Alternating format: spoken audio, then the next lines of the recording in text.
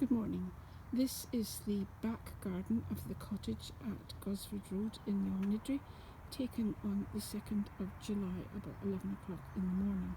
It's a very flat garden, as you can see, because we are very susceptible to the westerly winds which come hooting up the Forth and knock any tall plants over.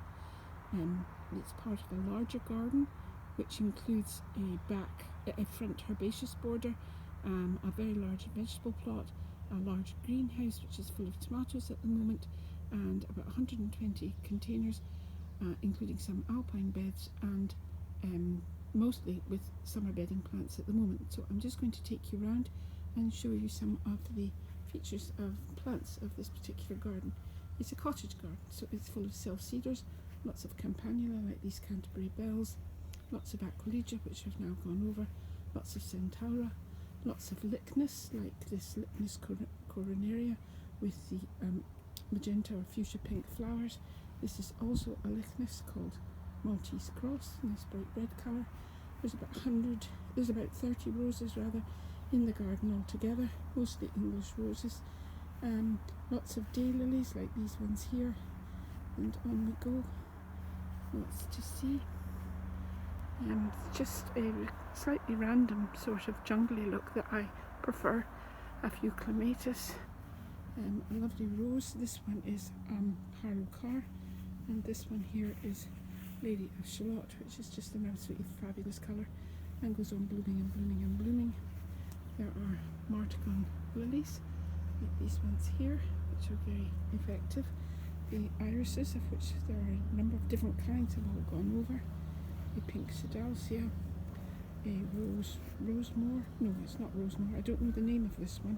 Not very good with my tickets. Shasta daisies everywhere. They grow like weeds here.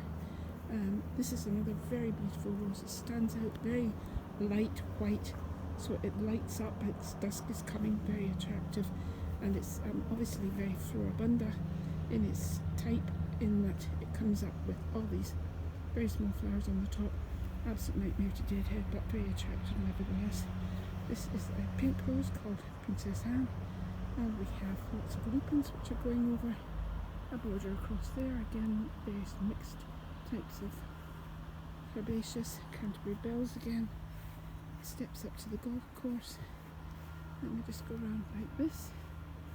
Take you around. I like gaura. This tends to be rather dry over here, so the white gaura is just coming out, and at the back there you can see pink gaura coming as well. So lots of gaura.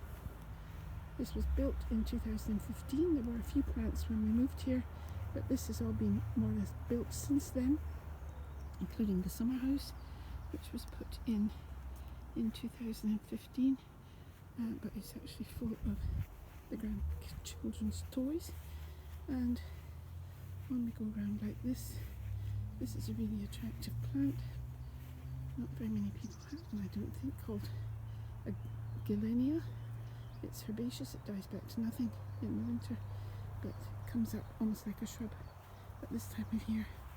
Another great rose called Eye Paint, very attractive flowers that the bees love. And here, different kinds of campanula lactiflora. This is a slightly different soil over here, so we have a number of rhododendrons of different kinds and azaleas which have now gone over. This very attractive orange one called Total Tangerine, which is nearly finished.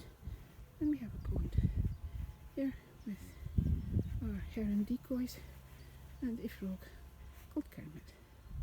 So lots for you to see, and I'd love to welcome you here when we can open again.